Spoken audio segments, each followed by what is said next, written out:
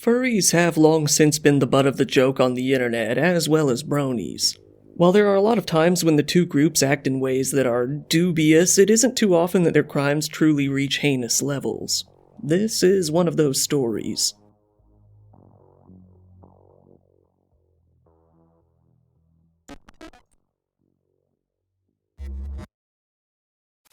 It's no secret that watching videos like this can leave you either stressed out or not really in the best of moods, and one thing you can do to fix that is use your nose. Certain smells have been known to increase your mood and even reduce stress, such as lavender having calming properties and citrus seeds giving you a sort of invigorating sort of feeling. Some scents that I've come across recently that I really like are Eros by Versace, Platinum by VS Him, and Cedra Figalia by Atelier Materi. I usually gravitate more to a simple kind of scent myself, so I've really come to gravitate towards Platinum. It has a bit of a nostalgic type of feel to it, which really helps me calm down after talking about stuff like this. Scentbird is a service that sends you scents like this every single month. Scentbird is really changing the game when it comes to how people shop for and discover new fragrances. It's great whether you have no knowledge of this stuff at all like me, or if you're interested in the variety and want to try something new. You can pick what you want each month as well. There's even a lot of cologne, perfume, and unisex options out there. You'll get a month's supply of each one, so you're free to try without committing to buying a huge bottle at the store that could cost you anywhere from $300 to $500. Scentbird encourages you to experiment with different fragrances, giving you personalized selections based on what you might like. Their quiz even helps you discover really niche type scents that will align with your tastes. If you're interested in trying Scentbird yourself, either scan my QR code or use code DIRETRIP55OFF to get 55% off your first month at Scentbird. You can get the product for just half the price. That's $8. That's a great deal.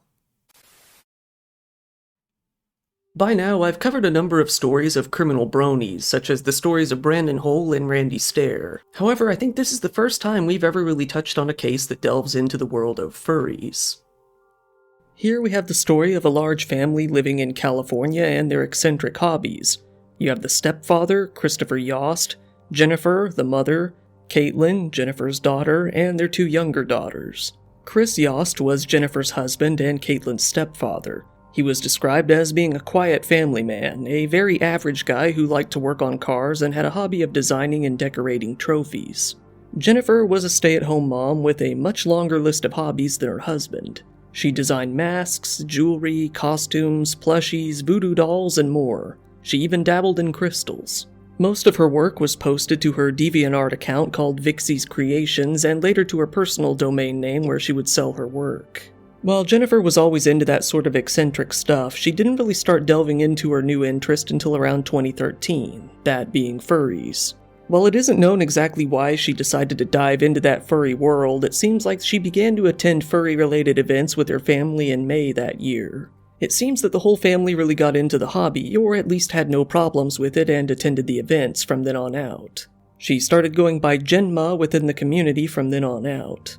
For anyone out there who still might not know what a furry is somehow, furries are people who enjoy dressing up in animal costumes, usually very Disney-esque looking ones. They're very widely known and often mocked because many, although not all, furries will get quite the sexual thrill from doing what they do. While some people just enjoy role-playing as costumed characters, others enjoy them on a very different level. It's become a very popular hobby these days, especially online where there are millions of furries worldwide. Caitlin Goodwill Yost, Jennifer's daughter, was very interested in joining the military. At her high school, she was a member of the Junior Reserve Officers Training Corps. Her social media accounts featured an odd juxtaposition of clean-cut military uniforms and fursuits. It seems that, as Jennifer got more into hanging around with furries, Caitlin developed quite an interest as well. The family attended an event called the Fur Barbecue in May of 2014, where Caitlin was seen hanging out with various furries and taking photos with costumed attendees. Along with her two younger sisters, she seemed very excited to be among the participants. From then on out, she would get more into that world herself. Online, she started going by the screen name Daydreamer Foxwolf and posting to various websites with sizable furry user bases like DeviantArt and Fur Affinity. By that summer, she started wearing her own fursuit and attending various conventions throughout her area of California. One of these events was called CalFur, where she seemed to have met a good group of friends in a fairly short amount of time. She wore a gray and black wolf/fox looking costume, one that she would go on to draw as her personal avatar as well. Jennifer and Caitlin became involved in Rose Bowl Fur Meet, a furry bowling group that was hosted by the local community called SoCal Furs. It seemed to be one of the many events that the SoCal Furs would host, but it was one that Jennifer and Caitlin really enjoyed in particular. Here they would come to meet various other local fursuit enjoyers of various ages, such as Frank Felix, a 25-year-old man in the military with an obsession with furries, and Josh Acosta, a 21-year-old guy in the military with more of an interest in My Little Pony. Jennifer seemed to become somewhat good friends with Frank Felix in 2016, with she and Chris even adding him on Facebook and hanging out with him in groups outside of the usual furry events. It has been said that Jennifer acted as a shoulder to cry on for a lot of the furries, acting as somewhat of their own personal therapist and trying to help them out with their problems. It seems that Frank was one of these people, becoming particularly close with her over time. At points, Frank would even come out to the family home. Frank was about 25 years old, living at his family's house in Sun Valley, California. He said that he was a, quote, sort of happy person, noting that he was often bullied as a kid and never felt quite like he belonged. He was an active member of the U.S. Army, being a private first class stationed at Fort Irwin, California. While Frank seemed fairly normal to most, his life online was a much different story. There, he was known as Inti the Dragon. He said that he was the lone survivor of a medical experiment called Black Poison, where all 6 of his best friends were also experimented upon, but unfortunately didn't survive. This apparently inspired him to join the military and fight to avenge his friends. Frank wasn't the usual harmless type of furry either. He was a member of much more of the horny side of the crowd. On DeviantArt, he was very active in drawing himself as a furry among other characters. He would usually draw his characters with somewhat sizable balls, usually getting the drawings age-restricted on DeviantArt. This wasn't as far as his horniness would go, though. On other websites, Frank would post full-on furry porn that he had drawn, seemingly with crayons. While he listed himself as being a B-list furry artist, one that he seemed to take pride in was a drawing of a female dolphin spread eagle on the beach. He would also try to find anyone to hook up with that he could, responding to threads posted by other people in California looking for much of the same. In one post where a trans individual wanted to find someone to film some erotic scenes with, he seemed very interested. But when he found out he would have to drive a little further than he wanted, he gave up. In addition to that, Frank would also follow stories where other Redditors would post about their own sexual encounters, commenting that he wished he could find similar experiences.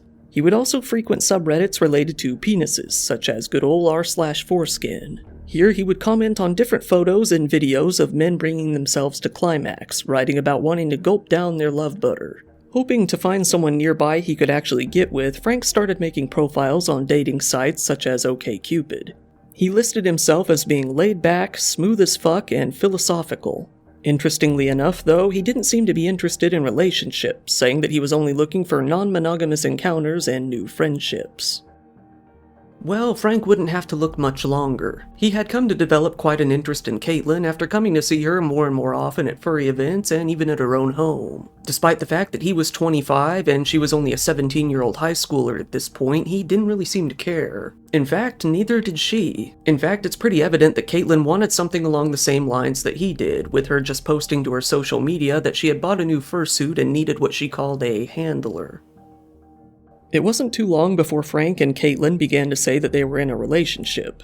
Frank began to reference her on Twitter in March of 2016, writing of being in a relationship for the first time, saying, "I hate that when I'm in a relation, I am happy, then suddenly anxious like, yeah, someone likes me, then suddenly, but what if they don't?" The relationship continued for a while, as by August he was posting the usual Facebook brand of lovey-dovey copy-pasted text and image format speaking of his infatuation with her, along with love-related animated GIFs in reference to her. By then, he would come to write his own poems about her as well. One of the most alarming ones was a post all about having sex with her, where he wrote, "A poem. Sex. Sex satisfies the body. The hard pressure, the rough motions, the friction, the heat, the sensation, the aggression, the lust, the want, the climax, the afterglow, the separation. Sex satisfies the body. It is easy and simple, can be paid for and attained through simple means. Sex is a drug to forget the lows and the empty. Sex satisfies the body. Making love satisfies the soul. The slow, methodical movement, the touch, the direction, the kiss, the passion, the grip, the feeling, the connection. The peak, the rest, and the comfort. Making love is difficult. It is hard to do. It can only be attained through connection of persons, and only after you've dived deep through a sea of emotion that is a relation. Through depression, anxiety, insecurity, worthlessness, unknowing, and the void. Through the rough storm of being used and tossed away like a rag to clean what a mess you've made. Being pulled on and through the slog of such just to be left broken and hollow, untrusting and hidden. Making love satisfies the soul because it recharges it. It repairs it. It reminds it of things it had once forgotten. It makes long trips seem like short journeys of only a few minutes. Waiting an eternity only a moment in life. The hurt and pain of the past, scars of surviving and living. Making love satisfies the soul and brings life back to those who have given up on it. Brings those who hide in the shadows out into the light of bliss. It is a gem that is cherished by those who have enjoyed it and yearned by those who wish to feel it once more in their lives before the end. Sex satisfies the body, making love satisfies the soul. Meanwhile, Caitlin started to speak out on the same sort of topics. At school, she began to brag about how she had been sleeping with a much older boyfriend. She had said that she would often have sleepovers at his house as well. She bragged to the point where other students began to spread rumors that she was actually pregnant and hiding it, rumors that were unfounded. However, partly due to these rumors, word would get back to Jennifer and Chris about Caitlin's relationship with Frank. Once Jennifer found out about what was going on between the two of them in September, she told Caitlin that she was going to stop seeing him immediately. Jennifer vented to her friends about the whole ordeal, with her friend Melinda saying, "To protect her daughter, Chris and Jen were like, 'We don't want you to be friends with our daughter anymore.'" Frank did not take the news well, and that's putting it lightly. On September 6th, he took to Facebook to rant about being broken up with, writing, "I gave you so many chances and you kept coming back to me when you needed a pick-me-up, yet you seemed to like what I offered. You loved how honest and real I was compared to what you looked for, but the fact was also why you hated me. I could tell when you were lying and faking and when you were real, and if anything, I was the only person to really satisfy you in all ways possible. Sad thing I know is, you're trying to kill all of the feelings and try and never come back to me, but you will. It's in your nature. But I might not welcome you back as openly and warmly as before without you confessing the truth completely and openly. And even then, I know you'll still lie to me. You're just afraid to be open with people that can raise you like a European city during the Second World War. I just hope you're gonna regret everything you've done to me and everything you could have done and live with that guilt you've out on yourself every day." While the details of how it happened aren't entirely clear, Frank came to meet Caitlin in person afterwards. There, he cut himself in front of the girl in order to make a scene. This only raised concerns with her family even more, but Caitlin still wasn't quite done with Frank. In fact, she came to confide in him, telling him that her stepfather had been molesting her for years now and that her mother had been physically abusing her. She said of her stepfather in particular, it all started when she was about 7 years old and lasted up until she was 15, right before meeting Frank. This only served to up the intensity on Frank's anger just that much more. Frank began to talk more online with Josh Acosta, one of the other furries from the bowling events, who went by Josh Lennon online when it came to his brony persona. Josh was listed as being the head of security for the furry events, and it seems that he had a fascination with guns and tried to present himself as being very badass. Being in the military as well, Josh was an Army private first class and wheeled vehicle mechanic. He was stationed at Fort Irwin along with Frank. Through email, they talked about what Frank should do when it came to Caitlin and her parents, with Frank telling him what Caitlin's stepfather was supposedly doing to her. Frank then messaged another furry friend of his, Cody Dunn, on Facebook Messenger on September 19th. He told Cody that he was stressed out about things he couldn't discuss. Cody, figuring that he was probably upset with something that had to do with the furry community, told him to grow up.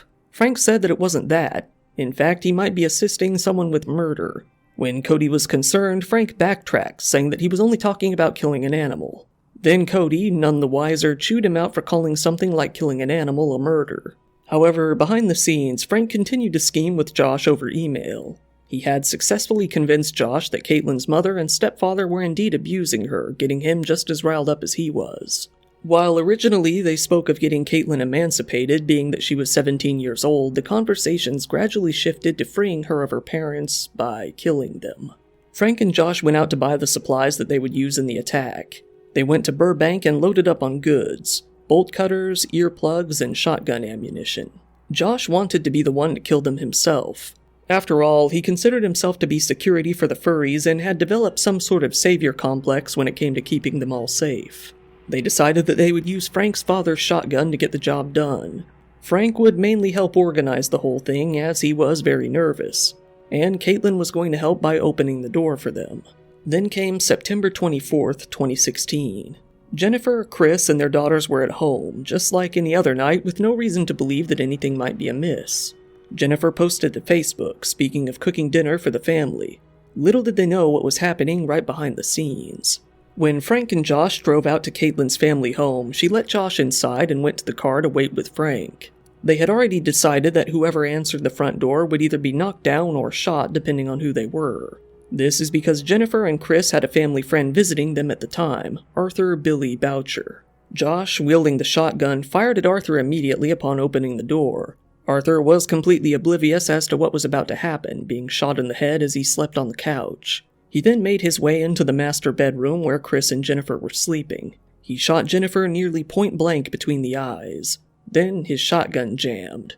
This led to Chris making a break for it. Unfortunately, Josh fixed the jam and shot Chris as he attempted to escape.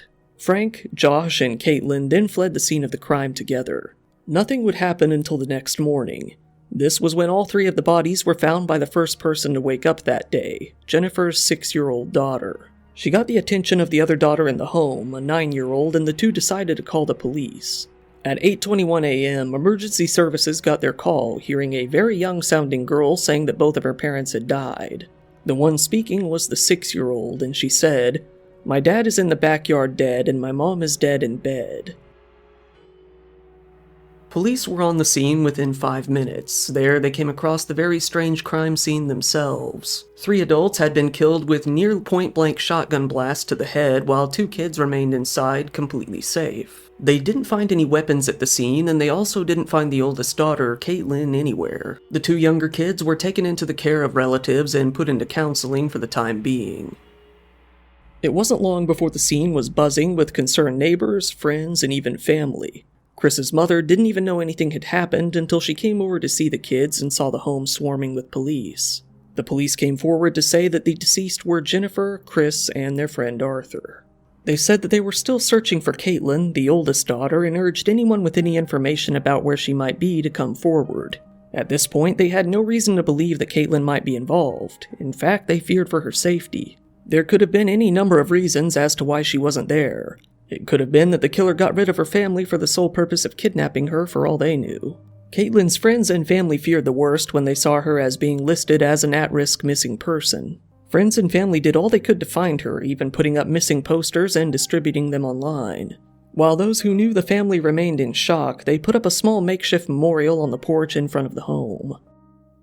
As the investigation moved forward, it wasn't too long before the police came to find their most likely suspect. After all, Jennifer had been quite vocal to her friends about what had happened between Frank and Caitlin. Knowing all of that, it quickly made sense as to who the likely suspect was, what the motive would be, and where Caitlin had run off to. They found her later on that very night, safe and sound with Frank.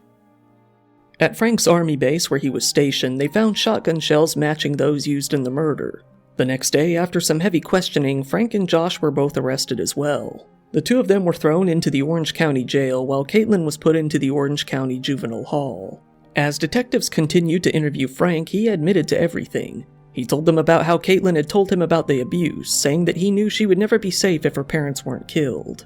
He added that he was extra nice because he left food out for the other 2 kids after fleeing from the scene, meaning that they would be just fine. He also admitted that he and Josh knew that Arthur was spending the night. They had just accepted that they would probably have to kill him as well. They told the cops that the family was, in Frank's words, a festering wound he had cauterized. Frank and Josh were each held on $1 million bail. The 2 were formally charged with 3 counts of murder, adding what they called special circumstance of allegation of committing multiple murders. No charges were filed against Caitlin, who argued that she had no idea that Frank and Josh were going to commit the murders. Frank himself stated that this was true. Whether or not he was only trying to help her get out of it, or whether or not she was really involved, is unknown. Frank and Josh were then all set to be arraigned. When the arraignment hearing began, Frank and Josh were asked permission for immediate presence to be allowed into the courtroom. Knowing that this case was already becoming quite a spectacle due to them being both furries and bronies, they both flatly refused. Frank came to request a different date for his arraignment. It was approved, and the same was done for Josh's case as well. The date was moved up to January for the both of them. Christopher Parquet Johnson, or Bandit the Raccoon, an artist, performer, and videographer with the SoCal Furries group, said that he and many others within their community were disgusted by what had happened. He said, "I've been hearing from a lot of people. It bothered everybody. It makes no sense." He led a group of furries out to the site of the murders, the Yost family home. There, they left cards and lit candles to honor the victims, but mainly Jennifer, someone who they had come to see as somewhat as a mom of their group. They said, all of them were really nice to everybody. Meanwhile, the Yost relatives set up a GoFundMe campaign in order to help with funeral expenses and support the 2 young girls who were left behind. When January came around, both Frank and Josh pleaded not guilty, pushing things back even further. The actual trial began around March. Here, the Orange County District Attorney's Office said, Joshua Acosta entered the living room and shot Arthur Boucher in the head as the victim slept on the couch. The defendant then went into the master bedroom and shot Jennifer Goodwill Yost in the face. Chris Yost awoke and Acosta shot the victim in the head as he was fleeing outside. At the trial, Caitlin went on to testify about her stepfather's alleged molestation in exchange for immunity. Whether or not he really did it is unknown, as it's essentially impossible to prove at this point.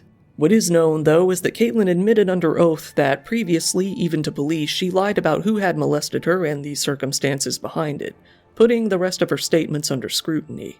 Frank and Joshua's defenses argued that Caitlin had peddled them a sob story in order to manipulate them into murdering her parents. Caitlin said that this was not the case. She said that she had only planned to tell her mother about her stepfather's abuse that night and only called Frank and Josh over to be her getaway car afterwards. It was questioned that, if that was the case, why she would have had to secretly let Josh in that night. There was no explanation on that part. Still though, both Frank and Josh did agree that Caitlin had no idea about the murder plot. They said that they were mainly just trying to save her from an abusive home situation. At the end of his trial, Josh was convicted on 3 counts of first-degree murder along with the special circumstance of multiple murders.